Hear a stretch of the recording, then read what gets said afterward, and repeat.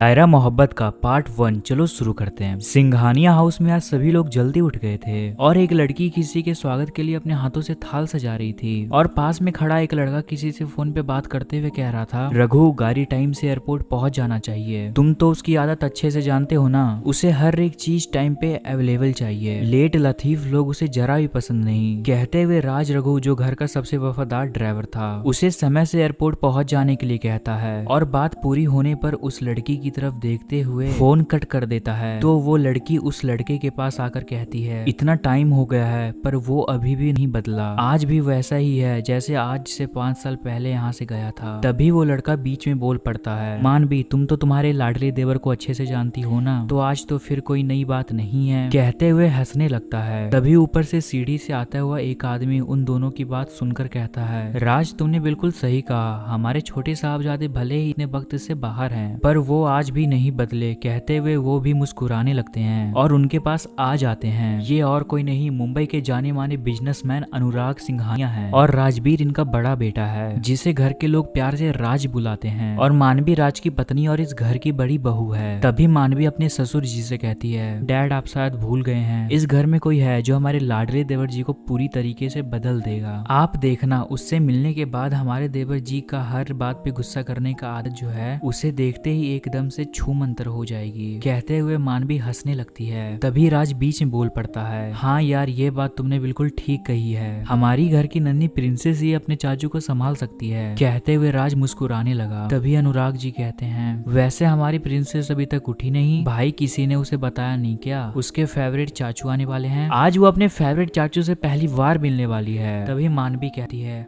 नहीं डैड नायरा भी सो रही है, हमने सोचा उसे सरप्राइज देंगे। तभी अनुराग जी कहते हैं, चलो भाई ये भी ठीक है, अब तो नायरा को चाचू से बात करने के लिए वीडियो कॉल की जरूरत नहीं पड़ेगी। कहते हुए सब लोग हंसने लगते हैं। तभी घर के बाहर एक ब्लैक कलर की मर्सिडीज आकर रुकती है और गाड़ी की आवाज सुनते ही सभी लोग दरवाजे की ओर बढ़ते हैं। मानवी हाथ में थाल लिए मुस्कुराते हुए देवर के स्वागत में खड़ी थी। तभी गाड़ी से एक लड़का बाहर निकलता है जिसकी उम्र लगभग 28 से ऊपर होगी। उसने गोरे रंग का 3 पीस सूट पहना हुआ था और आंखों पे काला गोगल्स लगा रखा था, बालों को एकदम सलीके से सेट किए हुए था। उसके एक हाथ में घड़ी बंधी हुई थी जो कि देखने में बहुत महंगी लग रही थी। कुल मिलाकर ये कह सकते हैं कि ये लड़का किसी हीरो से कम नहीं है। जी आपने बिल्कुल सही सुना है, मिस्टर बीरेन सिंघानिया अनुराग जी के छोटे बेटे जो पिछले 5 साल अमेरिका में रुककर बिजनेस की पढ़ाई कर रहे थे और आज ही इंडिया लौटे हैं। देखने में हीरो लगते हैं बिल्कुल, उतने ही तीखे इनके तेवर भी हैं। अपने घर वालों के अलावा किसी के भी नहीं सुनते हैं। इन्हें बड़ी जल्दी गुस्सा आ जाता है। ये भी कहिए कि गुस्सा करना इनके फेवरेट हैबी भी बन चुकी है। बहुत सी लड़कियां इनके पीछे मरती है पर आज तक किसी की भी हिम्मत नहीं हुई कोई लड़की इन पे अपना जादू चला पाए। विदेश में कई सारी लड़कियों ने इन पे डोरे डालने की कोशिश की पर बीरेन लड़कियों से बात करना तो दूर, जनाब किसी को घास भी नहीं डालते हैं। पर घर में कोई है जिसे वो अपनी जान से भी ज्यादा प्यार करते हैं और वो है अपनी बीरेन चाचू की नन्ही नायरा और उसकी मम्मी। बीरेन जैसे ही गाड़ी से उतरता है तो मानवी हाथ में थाली लिए बीरेन के माथे पे तिलक लगाती है और उसकी आरती उतारती है। तो बीरेन अपनी भाभी के सामने मुस्कुराने लगता है और मन ही मन खुश होते हुए सोचता है कि मानवी भाभी आज की मॉडर्न लड़की होके भी इस घर के आदर्श बहू होने के फर्ज निभा रही है। उन्हें देखकर कोई भी ये नहीं कह सकता कि वो मानवी भाभी है जो शादी से पहले वर्किंग वुमेन हुआ करती थी, पर जब से भाई से शादी हुई है और नायरा पैदा हुई है जब से कितनी बदल गई है और इस घर के सारे तौर तरीके बहुत अच्छे से अपना लिया है। मानवी में वो अपनी माँ की परछाई देखता है, बिल्कुल उसकी माँ की तरह है। एक दोस्त, भाभी, माँ सभी रूप में बीरेन के दिल में मानवी के लिए खास जगह है और वो अपनी भाभी के दिल से इजाजत करता है। जितना प्यार वो अपने भैया से करता है उतना ही प्यार वो अपनी भाभी से भी करता है। सोचता हुआ मुस्कुरा देता है और वो अपने भाभी के पैर छूता है तो बदले में मानवी प्यार से उसके सर पे हाथ रखती है, उसे गले से लगाते हुए कहती है, वेलकम टू इंडिया प्यारे देवर जी। कहते हुए उसके सामने मुस्कुरा देती है। भाई देवर भाभी का मेल मिलाप खत्म हो गया होगा तो लाइन में और भी लोग लगे हुए हैं। कहते हुए राज हंसने लगता है। तभी बीरेन अपने भाई को कस के गले से लगा लेता है। दोनों भाई बहुत देर तक ऐसे ही गले लगे रहे थे। तो अनुराग जी कहते हैं, राज तुम शायद भूल गए, तुमसे पहले मेरे बेटे पर मेरा हक है, चलो अब मुझे मेरे बेटे से मिलने दो। कहते हुए वो जोर से हंसने लगते हैं। बीरेन उनकी बात सुन अपने भाई से अलग होता है और एकदम से अपने डैड के पैर छू लेता है। इसे देख अनुराग जी झटका से अपने बेटे को सीने से लगा लेते हैं और बाकी सब उन्हें प्यार से देख रहे थे। वीरेन काफी देर तक ऐसे ही अपने डैड के गले से लगा हुआ था। आखिर एक बेटा अपने पिता से इतना वक्त दूर था। अनुराग जी अपने दोनों बेटे को बहुत प्यार करते हैं, लेकिन बीरेन के प्रति उनके दिल में एक खास जगह है, क्योंकि उनकी पत्नी के जाने के बाद उन्होंने